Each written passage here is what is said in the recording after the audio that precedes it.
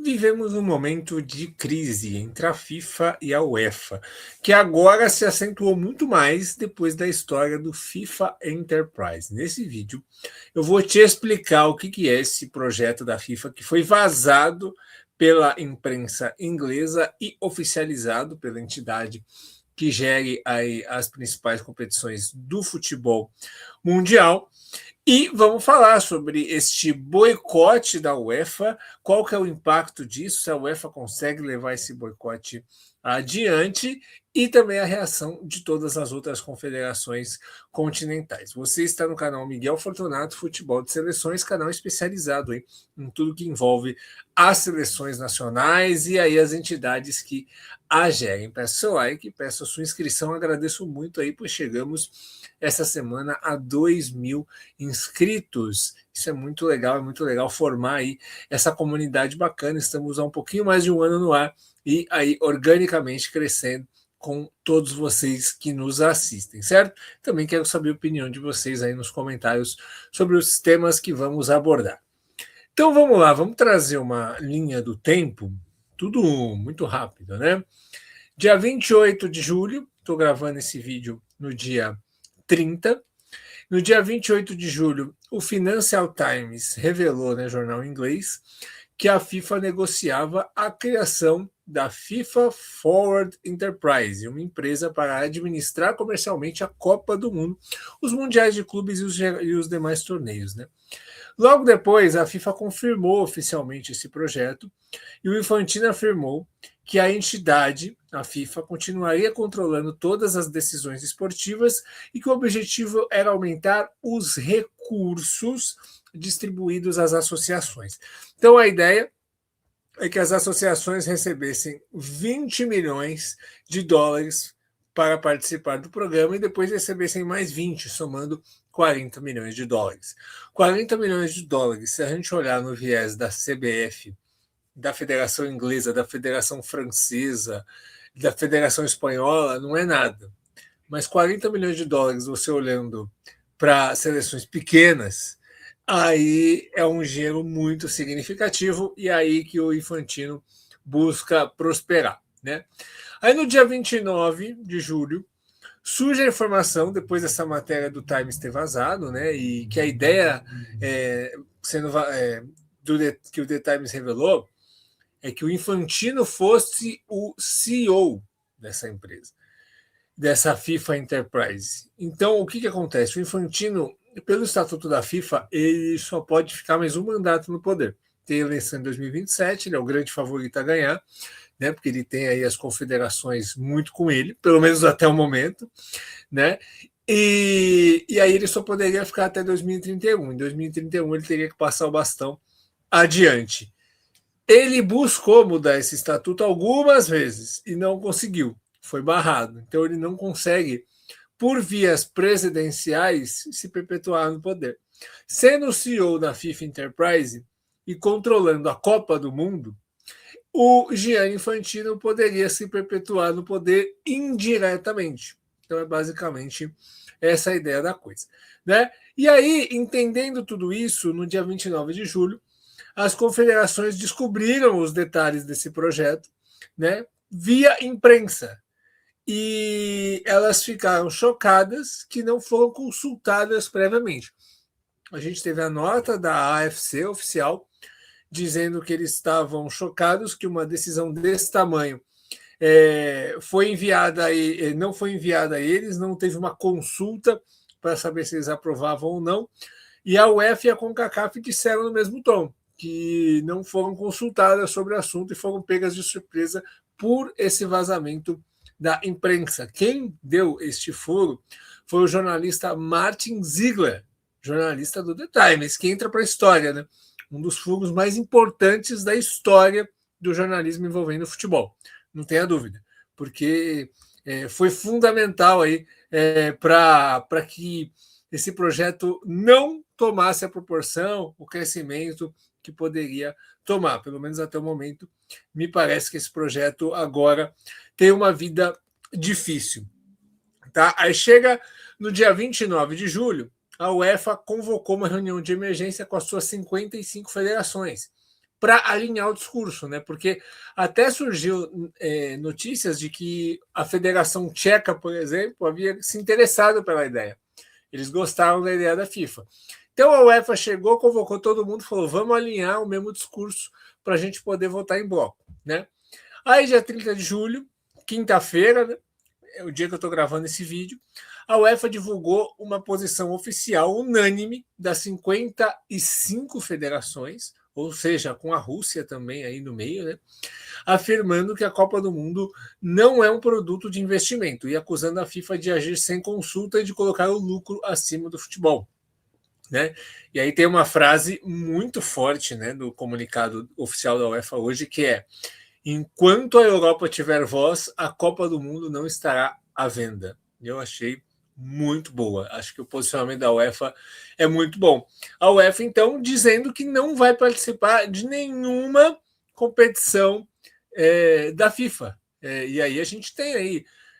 Vai começar em breve, no começo de setembro, a Copa do Mundo Sub-20 feminina. A gente tem eliminatórias da Copa do Mundo feminina, a gente tem Copa do Mundo Sub-17 masculina, a gente tem a Copa Intercontinental, que o PSG está participando, depois vai ter a Copa Feminina Intercontinental.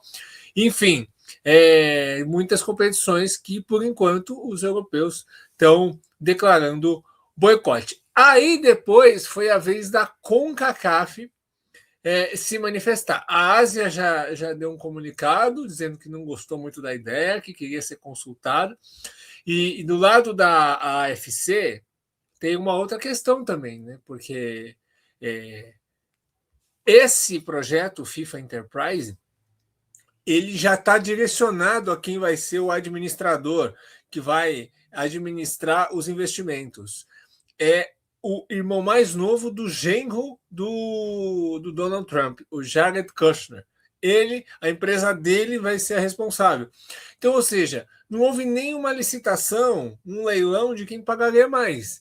Então, por exemplo, os endinheirados que sempre colocam muito dinheiro e são muito alinhados com o Infantino, lá dos Emirados Árabes, do Catar, da Arábia Saudita, eles não tiveram nem oportunidade de participar disso. Então a AFC foi muito no tom assim: como assim vocês tomam uma decisão dessa e não avisam, e a gente não está sabendo de nada? E aí, uma coisa muito complicada o Infantino deu 53 dias para as confederações responderem. E fez meio que uma chantagem, né? Quem não tiver com a gente, quem não apoiar, não vai receber, se isso for aprovado. Então ele fez meio que uma chantagem. E aí, no comunicado da UFC, a UFC fala: 53 dias é muito pouco para tomar uma decisão tão importante. A gente precisava de uma consulta prévia, de um estudo para entender tudo isso. Aí a gente chega na CONCACAF. A CONCACAF ela faz uma manifestação, primeiro, dizendo: peraí, a gente não foi avisado de nada, a gente não está sabendo de nada. E aí, depois, a CONCACAF convoca uma reunião online de emergência com os seus 41 presidentes das federações nacionais, e aí eles decidem de forma unânime, inclusive os Estados Unidos, de que a CONCACAF também rejeita esse projeto. Então, ou seja, são 211 federações nacionais que compõem a FIFA. As 55 da UEFA, mais as federações da Ásia, né, as 47 da Ásia, mais as 41 da CONCACAF, acabou a situação. Então, já tem uma ampla maioria formada. Se as três realmente votarem em bloco, a gente não tem nenhuma possibilidade desse projeto avançar, né? A única chance seria se o Infantino conseguir costurar, ele costura com a AFC ali, fala: não, vamos fazer diferente, a gente permite que vocês venham, coloquem dinheiro, vamos fazer junto, que ele tem proximidade, né? Aí pode ser que a coisa ande, né? Mas nesse momento parece muito improvável. Vamos ver o tanto que a popularidade do Gianni Infantino vai perdurar com essa situação. Tá? E aí, essa questão do boicote da UEFA é muito complicada, né? Imagina as competições da FIFA sem a UEFA, como é que isso andaria? Porque assim, não tem como. Quem vende os grandes eventos são as grandes seleções, né? E se a gente pensar em grandes seleções, fora a UEFA, você tem o quê? Brasil e Argentina no futebol masculino. No futebol feminino, você ainda até consegue se virar um pouco mais. Você tem em outros centros seleções fortes, mas mesmo assim, muitas seleções fortes, muitas estrelas estão na Europa. O melhor jogador do mundo atual no masculino é europeu. O melhor jogador atual do mundo no feminino é europeu.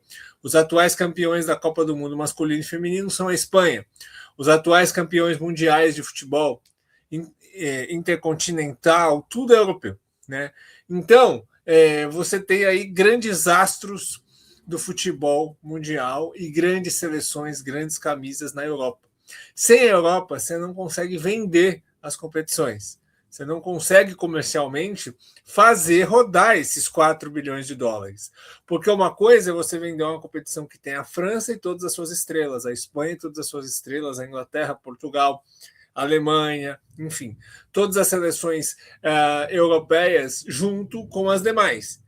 Né? Tanto que a Eurocopa é uma competição que vende muito mais do que as outras Copas continentais. Se a gente pegar, dá até para a gente fazer um vídeo em breve sobre isso, mostrando os valores que a Eurocopa traz como business e os valores que as outras Copas continentais conseguem arrecadar, tanto comercialmente quanto em números de audiência global. Então, a diferença é monstruosa. Então, assim, eu acho que a FIFA teria muito mais a perder sem a UEFA do que a UEFA sem a FIFA. A UEFA não estando na FIFA, tudo bem, não vai estar na Copa do Mundo, isso é péssimo. Mas ela tem as competições dela lá. Ela tem a Eurocopa, tem a Nations League, né? Faz a Euro de 2 em 2 anos, tem a Nations League, fortalece ali o cenário local. Enfim, de repente você num determinado momento já houve até um namoro de convidar Brasil e Argentina para jogar a Nations League. De repente, ó, tá ruim aí na FIFA, vem para cá, vamos unir a Conmebol aqui com a gente, vamos fazer um negócio, entendeu? A UEFA ela tá confortável nessa situação, mas ela foi corajosa, porque ela iniciou uma situação que sem ela não teria acontecido, sem a UEFA teria sido aprovada. Vamos aguardar os próximos passos, vamos ver se realmente esse projeto vai ser abandonado e se a gente vai ter as coisas voltando ao normal. Mas o que temos no momento é isso. A UEFA está fora, momentaneamente, de qualquer competição da FIFA. Né? E em setembro já tem jogos válidos aí, como eu disse, no futebol feminino, tanto no profissional como no sub-20. A ver como a coisa vai acontecer, certo? Eu quero saber a opinião de vocês.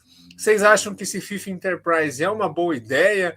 Era importante enriquecer aí as federações, mesmo vendendo direitos aí da Copa do Mundo para iniciativa privada, já com dono direcionado?